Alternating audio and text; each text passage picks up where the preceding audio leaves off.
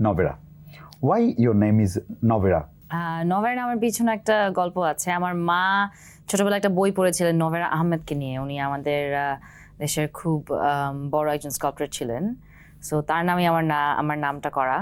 আমার মা চেয়েছিলেন তার মতো আমি আর্টিস্ট হই। ছোটবেলা থেকে আর্ট করতাম, কিন্তু আর্টটাকে ক্যারিয়ার হিসেবে ফলো করা হয়নি। এখন অ্যাক্টিং করছি। কেমন আছো? খুব ভালো আছি, থ্যাংক ইউ। এক্সাইটিং একটা সময় যাচ্ছে আমার। মাত্র 2 দিন হলো, so it's too early two জাজ, বাট কেমন লাগছে? দর্শক কি বলছে? ফিডব্যাক কেমন? তোমাকে কেমন দেখাচ্ছে? মানুষ কিভাবে তোমাকে অ্যাকসেপ্ট করেছে অথবা ডিনাই করেছে, whatever it is. So how you feeling and what is your experience? এটা আরো কিছুদিন পরে বোঝা যাবে।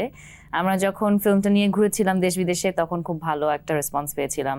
আমাদের বাংলাদেশি যারা ডায়াসপোরা কমিউনিটি আছে, যারা বাইরে থাকেন, তারা অনেকদিন পরে ঢাকা থেকে খুব আলাদা ধরনের একটা ফিল্মটাকে দেখেছিলেন। সেটা দেখে তারা খুবই অ্যাপ্রিশিয়েট করেছিলেন কাজটাকে। আর আমার চরিত্রটা তো একটু বরাবরই কঠিন চরিত্র, কিন্তু বাচ্চাদের চরিত্র। সো বাচ্চাদের কাছ থেকেও সেই অ্যাপ্রিসিয়েশনটা পেয়েছি অনেক। অনেক বিদেশি বাচ্চারাও আমাকে আমার দেশ নিয়ে প্রশ্ন করেছে।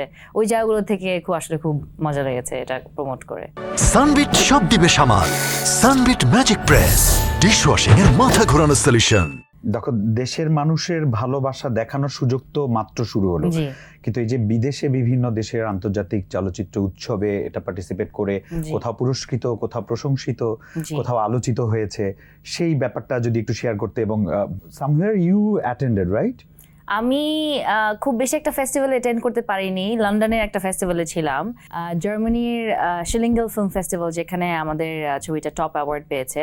সেইখানে আমি অনলাইনে জয়েন করি তাদের সাথে, এবং অনলাইনে live I took questions from the children. ওখানে অনেক বাচ্চা কাচ্চারা এসেছিলেন এবং তাদের কাছ থেকে আমি প্রশ্ন নিচ্ছিলাম, এবং তাদের অনেক ধরনের কিউরিওসিটি ছিল ঢাকা সম্বন্ধে জানার জন্য, আমি ক্যারেক্টারে ঢোকার জন্য কি করেছি সেগুলো জানার জন্য। তো সেই এক্সপিরিয়েন্সগুলো অনেক অনেক ভালো ছিল। আর বইটা তো আসলে কিশোরদের নিয়ে একটা বই, যেই বইটার উপরে বেস করে আমরা ফিল্মটা বানিয়েছি।